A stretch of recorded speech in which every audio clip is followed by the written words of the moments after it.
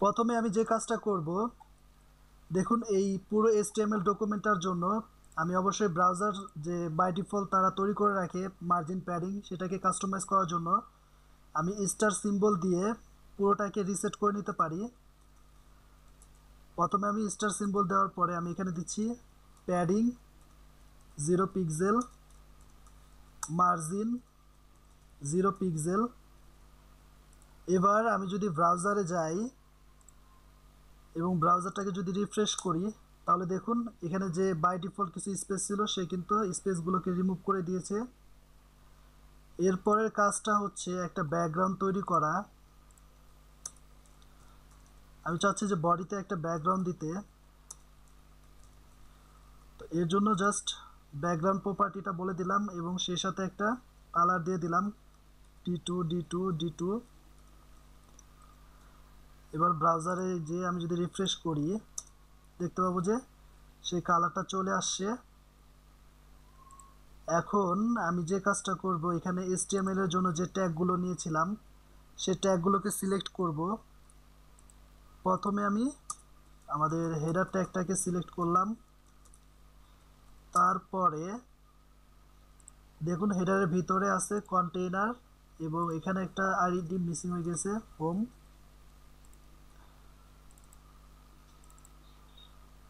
এই হেডার পরে আমি নিলাম কন্টেইনার, এটা অবশ্যই ক্লাস। এরপরে দেখুন আমাদের এখানে 5টা ব্যাকগ্রাউন্ড দেওয়ার জন্য যে আইডি দেওয়া হয়েছিল, home, service, product, gallery, contact, just সেই আইডিগুলোকে আমি সিলেক্ট করব। হোম,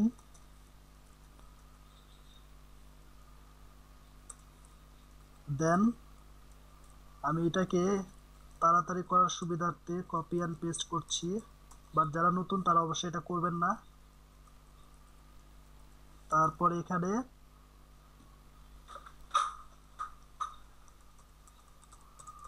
সার্ভিস,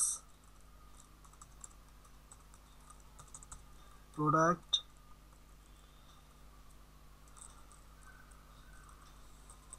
গ্যালারি এবং সবার শেষে থাকবে কন্ট্যাক্ট। তারপরে দেখুন আমরা যে একটা প্যারাগ্রাফ আইটেম নিয়েছিলাম সেটার জন্য একটা ক্লাস আছে টেক্সট। তো এর জন্য যে কাজটা করতে হবে, প্রথমে প্যারাগ্রাফটাকে সিলেক্ট করব, এরপর প্যারাগ্রাফের সাথে আছে অ্যাডজাসেন্ট হিসেবে টেক্সট। তো অ্যাডজাসেন্ট হিসেবে যেহেতু আছে সেহেতু এটাকে একই সাথে রেখে কোনো স্পেস হবে না, জাস্ট টেক্সটটা বলে দিলাম। তারপরে আমি যে কাজটা করব, এই কন্টেনারটাকে যখন হোভার ইফেক্টটা দিব, আমাদের যে মাউস আছে সেই মাউসটা কন্টেনার উপর নিয়ে গেলেই সে সুন্দর একটা হোভার ইফেক্ট দেখাবে। তো এর জন্য আমি কন্টেনারটাকে সিলেক্ট করলাম, তারপর একটা হোভার ইফেক্ট দিলাম। এরপরে আমি এই কন্টেনারটাকে সিলেক্ট করলে প্যারাগ্রাফটা একটাও সুন্দর হোভার ইফেক্ট হবে। তো এর জন্য আমি এই p.টেক্সটটাকে বলে দিলাম। এখন মোটামুটি দেখুন আমি এগুলো পেলাম আমাদের এই HTML এর স্ট্রাকচার থেকে। এখন আমি ব্রাউজারে বাকি কাজটা করব। ব্রাউজারটাকে আরেকবার রিফ্রেশ করে নিলাম, সব ঠিক আছে।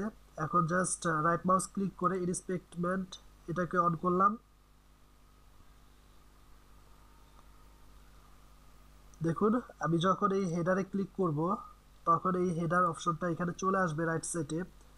আমি এটার একটা উইথ দিলাম 960 পিক্সেল।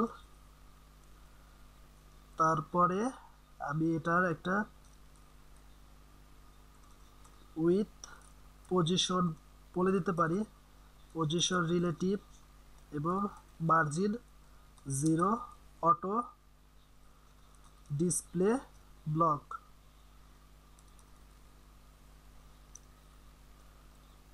ডিসপ্লে ব্লক বলে দিলাম। দেখুন ডিসপ্লে ব্লক বলে দেওয়ার পরও কিন্তু সে কিন্তু আমাদের এই পাশাপাশি এই আইকনগুলোকে দেখাচ্ছে না। এটা না দেখানোর কারণ হচ্ছে যে আমি কিন্তু হাইট প্রপার্টিটা দেইনি। আর হাইট প্রপার্টিটা যদি দেই তাহলে এটা কীরকম আসে দেখুন। হাইট দিলাম 200 পিক্সেল, তারপরে সে কিন্তু হাইট হাইটটা পাবে, বাট এখানে বাকি কন্টেন্টগুলোকে ওভারফ্লো করে দিবে। তো এর জন্য আমি যে কাজটা করব, এই হাইটটা দেব না, জাস্ট আমি এই যে ডিপ ক্লাস কন্টেনারটা আছে, এই ডিপ ক্লাস কন্টেনারটাকে সিলেক্ট করলাম। করার পরে এখন আমি চাচ্ছি যে এই প্রত্যেকটা আইটেম যাতে পাশাপাশি থাকে, এই জন্য ফ্লোট প্রপার্টিটা ইউজ করতে পারি। লেফট দেখুন, সাথে সাথে তারা একই লাইনে চলে এসেছে। এরপরে আমি এখানটায় যে হেডারটা আছে সেই হেডারটায় আমি মার্জিন এখানে 0 দিয়েছিলাম। তো এখানটায় আমি চাচ্ছি যে টপ থেকে সে 100 পিক্সেল এবং বটম থেকে সে 100 পিক্সেল নেক। তো এটা নিয়ে নিল। এখন আমি যে কাজটা করব, আমরা যে কন্টেনারটা সিলেক্ট করেছিলাম সেই কন্টেনারটাকে আমি 916 পিক্সেল দিয়েছিলাম। একটা ক্যালকুলেটর দিয়ে ক্যালকুলেশন করি, দেখুন 960 পিক্সেল ডিভাইডেড বাই আমাদের প্রত্যেকটা, আমাদের টোটাল আইটেম আছে 1টা 2টা 3টা 4টা 5টা। তো এখন আমি যদি এটাকে 5 দিয়ে ভাগ করি তাহলে 192 সে কিন্তু পায়। তাহলে আমি এটার উইথ দিলাম 192 পিক্সেল, দেখুন এটা আলাদা হয়ে গিয়েছে। তারপরে আমি এটা সেফটির জন্য কোডগুলোকে কপি করে আমাদের যে এডিটর আছে সেই এডিটরে পেস্ট করে দিই।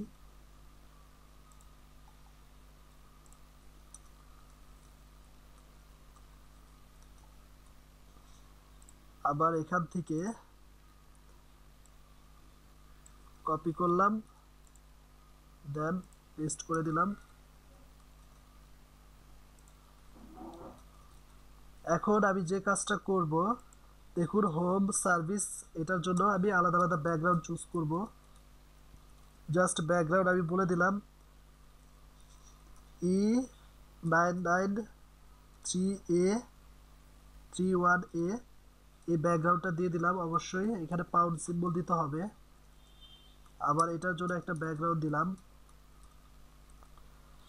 127FAE, এগুলো সব হেক্সাডেসিমাল নাম্বার। এগুলো আপনারা অনলাইনে সার্চ করে পেয়ে যাবেন এরকম সুন্দর সুন্দর ব্যাকগ্রাউন্ড। E6 4টা 0, তারপরে গ্যালারির জন্য 0B80FE,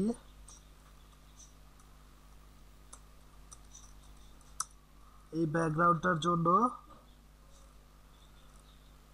D06503, এটা দিলাম। এখন দেখুন আমি যদি এটাকে রিফ্রেশ করি তাহলে দেখতে পাচ্ছি শুধু 2টা ব্যাকগ্রাউন্ড এসেছে আর বাকিগুলো আসে নাই। তো দেখি কারণটা কি। কারণটা হচ্ছে আমি এখানে পাউন্ড সিম্বলটা দেই নাই। এবার যদি রিফ্রেশ করি দেখবো বাকিগুলো তো চলে আসবে। তো দেখুন এই বাকিগুলোতে চলে আসলো। এবার কাজ হচ্ছে আমার আইকনটাকে নিয়ে কাজ করব আমি। তো তার আগে দেখুন আমি যখন মাউসটাকে নিয়ে যাচ্ছি তখন কিন্তু সে আমাকে লিঙ্ক বা ক্লিক করার সুযোগ দিচ্ছে না। আমাদের এই মার্কআপ ল্যাঙ্গুয়েজের ভিতরে এখানটায় জাস্ট অ্যাঙ্করটা একটা বলে দিতে হবে, হাইপার রেফারেন্স, এবং এখানটায় শেষ করে দিলাম।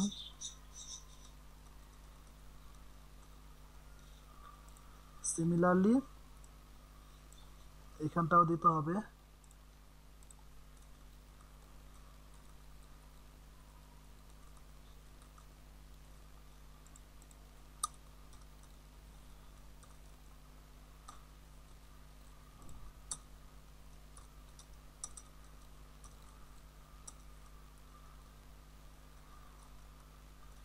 জাস্ট এগুলোকে সুন্দরভাবে প্রেজেন্টেশন করার জন্য আমি সাজিয়ে লিখছি। আর এটার সুবিধা আছে, আমি যদি পরবর্তীতে আপডেট করতে চাই তাহলে আমি ইজিতে বুঝতে পারবো আমাকে কোথায় আপডেট করতে হবে এবং খুঁজে পেতে আমার সুবিধা হবে। তো আপনারা চেষ্টা করবেন এইভাবে সাজিয়ে লেখার জন্য, আর না হলে আপনাদেরকে খুঁজে পেতে অনেক প্রবলেম হবে। আর আমি সবাইকে রিকমেন্ড করি যে আপনারা অবশ্যই ভাবে গুছিয়ে লেখা ট্রাই করবেন, এতে করে আপনার প্রফেশনালিজমটা বাড়বে। তো দেখুন এখন আমি যদি এটাকে রিফ্রেশ করি, এখন নিচে কিন্তু আমার আন্ডারলাইনটা চলে আসছে। এখন আমি যদি এটাকে নিয়ে যাই দেখবেন এটা কিন্তু আমাকে লিঙ্ক করতে বা ক্লিক করতে দিচ্ছে না, বাট এটা কিন্তু ঠিকই দিচ্ছে। তো এর জন্য আমাকে যে কাজটা করতে হবে, দেখুন অ্যাঙ্কর লিঙ্কটা আছে কন্টেনারের ভিতরে, একটা অ্যাঙ্কর লিঙ্ক আমি ইউজ করেছি। তো এখানটায় এই টেক্সটের আগে কন্টেইনার অ্যাঙ্কর লিঙ্ক, এটা ডিসপ্লে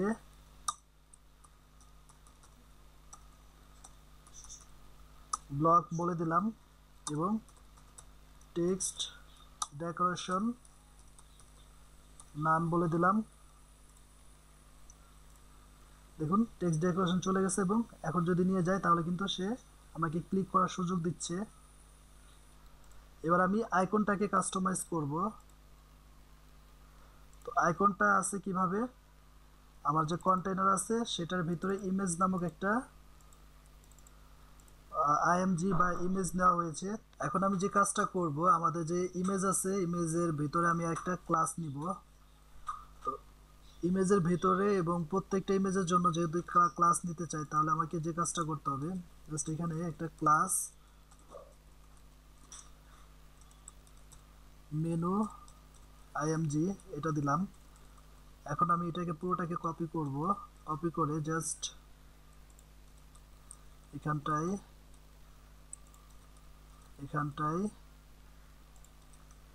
এটাতেও এবং লাস্ট আইটেম এটার ভেতরে দিয়ে দিলাম।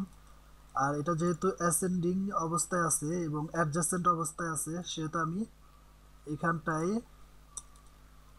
আইএমজি ইমেজ এবং অ্যাডজাসেন্ট হিসেবে আছে মেনু ইমেজ। দেখুন মেনু ইমেজ এটাকে সিলেক্ট করলাম। এখন যদি ব্রাউজারে যাই রিফ্রেশ করি, এবার আমি এই ইমেজটাকে চুজ করলাম। তো চুজ করার পরে আমি দেখতে পাচ্ছি যে সেই মেনু ইমেজটা আসে নাই। এবার এডিটরে যেয়ে আমি যদি কালি ব্র্যাকেটটা দিয়ে দিই তাহলে দেখবে এটা চলে আসবে। দেখুন আমাদের এই image dot menu dot hyphen IMG এটা চলে আসছে। এখন আমি যে কাজটা করব, প্রথমে আমি এটার একটা উইথ আর হাইট দিয়ে নিব। সাপোজ আমি উইথ দিলাম 40 পিক্সেল এবং হাইট দিলাম আমি 40 পিক্সেল। তারপরে আমি বর্ডার রেডিয়াস দিব 50% এবং এটা প্যাডিং দিলাম। সাপোজ ফার্স্টে বোঝার জন্য আমি একটা কাজ করি, একটা ব্যাকগ্রাউন্ড দিই, ব্যাকগ্রাউন্ড দিলাম রেড। দেখুন এখানে বর্ডার রেডিয়াসটা তৈরি হয়ে গিয়েছে। এখন আমি যদি প্যাডিং দেই, প্যাডিং দিলাম 30 পিক্সেল অথবা 10 পিক্সেল, 15 দেওয়াটা বেটার। ওকে, এখন আমি এটাকে মাঝখানে আনার জন্য মার্জিন 0 অটো এটা বলে দিলাম। তারপরে আমি যে কাজটা করব ডিসপ্লে ব্লক বলবো। দেখুন ডিসপ্লে ব্লক বলার সাথে সাথে সে কিন্তু মাঝখানে চলে এসেছে। এখন আমি চাচ্ছি যে এটা টপ থেকে সে একটু নিচের দিকে নামুক। তো এর জন্য যে কাজটা করব আমি এখানে টপ থেকে 10 পিক্সেল দিলাম এবং বটম থেকে 10 পিক্সেল দিলাম। তো এটা যদি আরেকটু বাড়িয়ে দিই, সাপোজ 30 পিক্সেল দিই, তাহলে দেখুন সে মাঝখানে চলে আসবে। আসার পরে আমি এখন এটার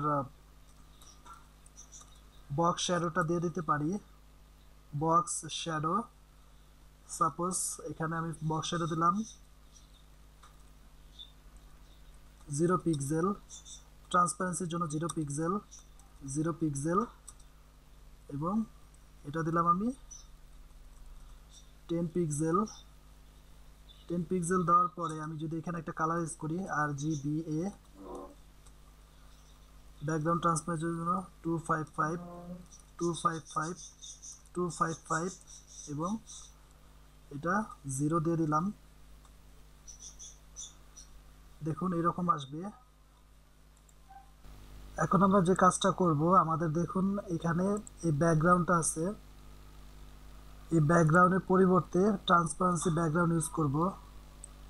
তো এর জন্য রেড, গ্রিন, ব্লু, আমাদের যে ব্যাকগ্রাউন্ডটার নিয়ম রেড, গ্রিন, ব্লু এবং একটা আলফা ভ্যালু দিব।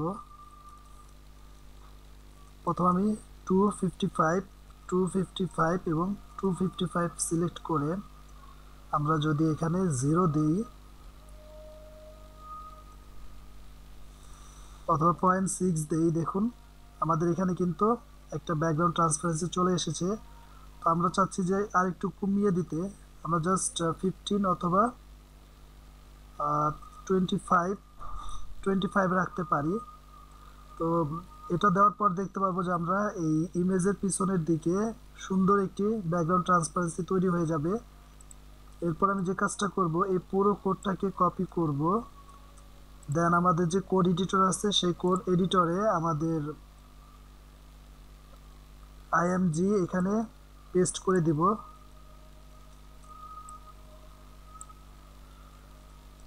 পেস্ট করার পরে আমি যদি এটাকে রিফ্রেশ করি তাহলে দেখতে পাবো যে আমাদের ব্যাকগ্রাউন্ড ট্রান্সপারেন্সি তৈরি হয়ে গিয়েছে। আজকের এই টিউটোরিয়াল এ পর্যন্তই।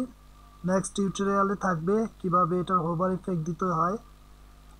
আর সবাই আমাদের যে ইউটিউব চ্যানেল আছে সেই ইউটিউব চ্যানেলে বেশি বেশি করে ভিজিট করবেন এবং আপনার যে পরিচিত ফ্রেন্ড সার্কেল, কাজিন, ফ্রেন্ডস আছে তাদের ভিতরে আমাদের এই ভিডিও টিউটোরিয়ালগুলোকে ছড়িয়ে দিবেন। সেই সাথে আমাদেরকে ফিনান্সিয়াল সাপোর্ট দেওয়ার জন্য আপনারা আমাদের ভিডিও চলাকালীন অবস্থায় যদি কোনো বিজ্ঞাপন দেখতে পান তাহলে ওইখানে ভিজিট করবেন। আর এর ফলে যেমন আমরা ফিনান্সিয়াল সাপোর্ট পাবো, তেমনি আপনাদের জন্য আমরা নতুন নতুন টিউটোরিয়াল উপহার দিতে পারবো। সেই পর্যন্তই, আল্লাহ হাফেজ। সবাই ভালো থাকবেন, সুস্থ থাকবেন।